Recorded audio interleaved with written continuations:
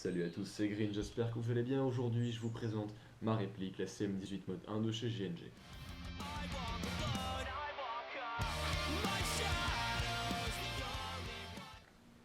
Alors donc c'est une vidéo qu'on va faire en 3 temps. Dans un premier temps, je vais faire une présentation rapide.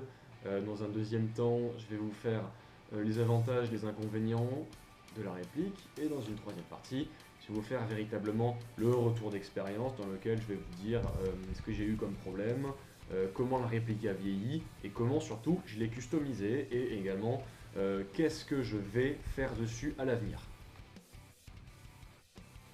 Donc on va tout de suite attaquer les caractéristiques de la réplique. Alors la première chose à savoir déjà, c'est que cette réplique, tout comme pour le JPC, elle n'était pas tout à fait livrée comme ça quand je l'ai acheté. Le silencieux n'était pas présent, à la place on avait un cache-flamme que voici, il n'y avait pas de poignée, à la place il y avait 4 couvre-rails, donc comme ça, et le chargeur n'était pas tout à fait celui-là. Alors, cette réplique fait 2 kg je crois, ouais, 2 kg 250 ou 2 kg, un truc comme ça, donc c'est assez léger. Elle fait 812 mm avec le silencieux et la crosse étendue au maximum. Donc pour ce qui est maintenant des matériaux, on a de la fibre de nylon, donc tout ce qui est tantane ici, plus la crosse et la poignée. Ensuite en métal, on a l'émir, le lever d'armement, le tube de crosse, l'attache sangle, les contrôles, à savoir le sélecteur de tir, le bolt catch, ainsi que la culasse ici, donc qui se tire comme ça, ainsi que la trappe de culasse qui également est en métal. Et on a également un cache-flamme en plastique, c'est pas de l'ABS, c'est véritablement du plastique. Donc pour ce qui est de la crosse, il s'agit d'une crosse 6 positions de type crâne. La poignée est une poignée M4A1 standard, tout ce qu'il y a de plus classique. Les attaches sangles sont en métal et sont ambidextres. Les mires, comme vous pouvez le voir ici, sont déployables et ont également un système qui vous permet de les régler en hauteur et en dérive.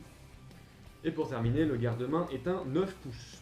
Donc maintenant on va parler de l'interne. Donc c'est une réplique qui est non blowback, qui a des roulements 8 mm d'origine, donc ce qui est fortement appréciable. Le canon est en aluminium et fait 275 mm. C'est un canon qui, selon ce petit catalogue, je ne sais pas si vous allez pouvoir le lire ici, mais il est supposé faire 6,03 mm. Je ne sais pas vraiment si on va pouvoir le voir. Ils indiquent que 6,03, sur leur site officiel ils indiquent 6,08, des gens qui l'ont mesuré disent 6,05, donc je sais pas. C'est une réplique qui est équipée d'origine d'un joint hop-up GEG vert, avec les qualités qu'on lui connaît, et qui sort à 350 fps en 0,20 g. Le moteur est donc un GEG original, donc à savoir un moteur assez faible, même si la réactivité d'origine est assez importante. Alors le chargeur est très bien fait, puisqu'il est équipé, comme sur ce chargeur, d'une petite tétine, comme vous pouvez le voir, qui va remonter jusque dans le bloc hop-up et pousser les billes jusqu'au bout, ce qui fait que vous n'allez pas perdre une seule bille quand vous allez tirer. Donc en fait, quand vous sortez votre chargeur, il n'y a pas de bille qui tombe. Avec la réplique, vous avez également un petit outil qui vous permet de caler vos batteries de façon à ce qu'elles ne bougent pas trop dans le tube de crosse. Vous avez également de fournir avec cette réplique des cache-rails, donc vous en avez 4, qui donnent à peu près ce look là. Donc on aime, on n'aime pas, c'est à vous de voir. On a également une tige de débourrage, comme sur toutes les répliques. On a également un sachet de 1000 billes GEG en 0,20 g. On a également de fournir avec la réplique un peu de documentation, donc un manuel d'utilisation très sommaire avec un éclaté, très pratique si vous voulez monter votre réplique. Et on a également un catalogue de toutes les répliques GEG sorties au moment où vous achetez votre réplique. Voilà qui conclut la partie sur les caractéristiques de la réplique. Maintenant on va passer à la partie sur les avantages et les inconvénients. Donc, pour ce qui est des avantages et des inconvénients, on va commencer par les inconvénients, à savoir que la réplique, avec le temps, va baisser en puissance. A l'origine, elle sort à 350 fps, quelques mois après, donc à peu près 1 an et demi après, elle me sortait à 290-300 fps. Aujourd'hui, elle est à 285, et ça semble s'être stabilisé. Le principal inconvénient de cette réplique, et vous allez vous en rendre compte dès que vous allez sortir la réplique de la boîte, c'est qu'il n'y a ni chargeur de batterie, ni batterie.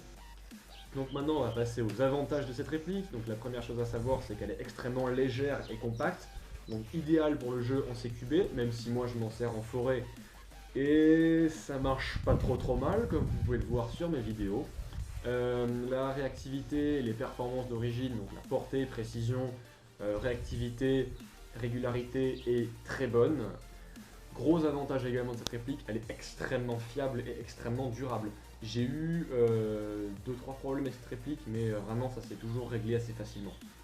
C'est une réplique qui ne m'a jamais pété dans les mains, donc ce qui est très appréciable.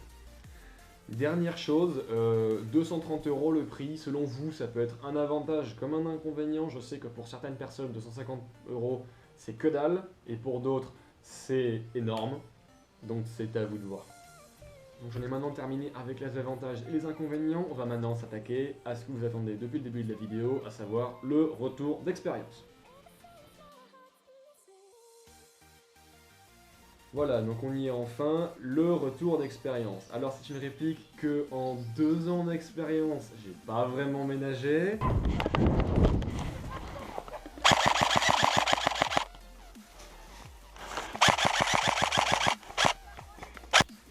Et même en m'en servant comme ça, elle m'a jamais lâché. J'ai eu ce nombre de pannes. Voilà.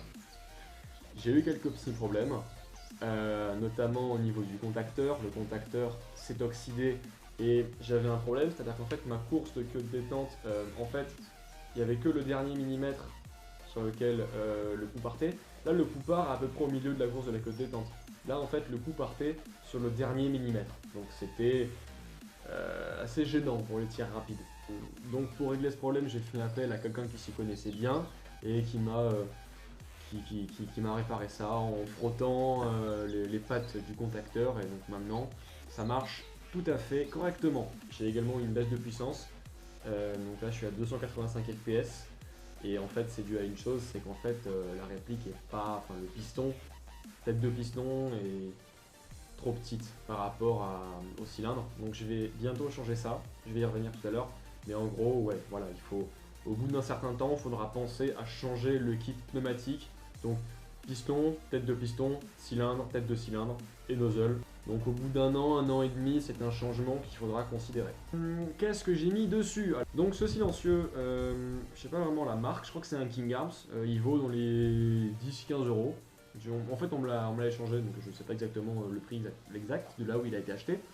Donc pour ce qui est de la poignée, donc j'ai longtemps utilisé ceci, donc c'est une poignée de type AFG, donc celle-ci est une FMA je crois, c'est pas marqué dessus mais je crois que c'est une FMA, ouais. Je suis pas sûr. On me l'a échangé donc je connais pas le prix exact de ce truc là. Cependant maintenant j'utilise quelque chose de tout à fait porn, à savoir une poignée RVG de chez FMA toujours. Donc c'est une copie de la poignée RVG de chez McPool. Donc il coûte 6 € sur Airsoft Entrepôt. Ensuite, j'utilise une sangle encore de chez FMA. C'est une sangle de type MS3 McPool. Donc c'est encore une copie de chez FMA, qui est une 2 points, qui est extrêmement confortable et très bien conçue. Vous pouvez facilement l'attacher ici, ça tient très bien, sans problème. Cette sangle vaut environ 10 € sur Airsoft Entrepôt. J'utilise également des chargeurs 85 coups de chez Airsoft Systems. Je les charge à 50 pour éviter d'abîmer le ressort. Et ils sont extrêmement fiables et compatibles avec beaucoup de répliques. Si ça vous intéresse, je mettrai la compatibilité des chargeurs que j'ai essayé dans la description. Petit conseil également sur cette réplique, n'hésitez pas à resserrer la vis du bouton d'éjection du chargeur qui se desserre assez facilement au début. Avec le temps, ça n'arrivera plus. Il y a 2 semaines, j'ai également eu un problème, c'est-à-dire qu'en fait la crosse avait du jeu. Elle s'est mise à avoir du jeu comme ça. J'ai pris un tournevis, j'ai resserré la crosse et depuis ça bouge plus d'un pet. Le sélecteur de tir, même au bout de 2 ans, ne s'est pas desserré d'un poil. Le rail a pris un petit peu de jeu, je sais pas si vous allez voir, mais c'est vraiment minime. Voilà, il a vite fait du jeu, je dirais, sur 1 mm à peu près. Enfin, c'est vraiment pas gênant, surtout que le canon n'est pas relié Le canon n'est pas attaché au rail, donc c'est pas très gênant. Ensuite, au niveau des modifications internes, le moteur est un SHS high torque avec la réputation qu'on y connaît. Le joint up-up est un joint Marui, donc parfait pour les répliques à faible puissance. Le bucking également est un Marui. Le cut-off lever à l'intérieur avait commencé à se bouffer et donc j'ai changé par un SHS. Et ensuite il y a les joints de tête de piston qui sont SHS. Qu'est-ce qui va arriver prochainement sur cette réplique? La première chose que je vais faire, c'est installer un kit pneumatique ATM tout neuf, parce que le kit pneumatique GEG d'origine, il est plus étanche du tout, comme je vous le disais tout à l'heure, et il mérite, il a fait son temps, et il va falloir que je le change, quoi. Donc je vais payer ça 25 € le kit ATM intégral, donc pas très très cher, et ça va me permettre de monter certainement à des puissances un peu plus élevées. Je pense aux alentours de 320-330 fps.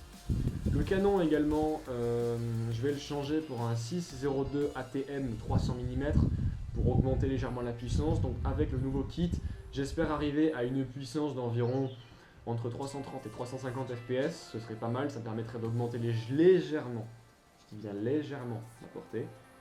Peut-être également une poignée MOE, donc pas une vraie, évidemment, une reproduction. On m'a beaucoup posé la question, pourquoi tu n'es pas un viseur? Parce que j'ai pas envie, tout simplement. Parce que les viseurs d'origine me suffisent largement. Pour avoir joué avec des viseurs point rouge, oui c'est cool, mais j'ai pas forcément envie de dépenser de l'argent là-dedans, on va dire. Et pour finir, peut-être un jour, des chargeurs de 30 coups. Bon bah écoutez, on se rapproche gentiment de la fin de la vidéo. J'espère qu'elle vous aura été utile. Si vous avez la moindre question, n'hésitez pas à me la poser dans les commentaires. La section commentaires est là pour ça. Si vous avez des avis, n'hésitez pas à les donner également sur cette réplique. Plus il y a d'avis, mieux c'est. Écoutez, je vous remercie également d'avoir regardé la vidéo. Et je vous dis à la prochaine. Salut! Chargeur low cap de chez Airsoft Systems, donc c'est des 85 coups. Tu vas arrêter de faire du bruit toi s'il te plaît. Régularité. Aujourd'hui la réplique s'est stabilisée. Pourquoi Emeric tu m'appelles maintenant putain?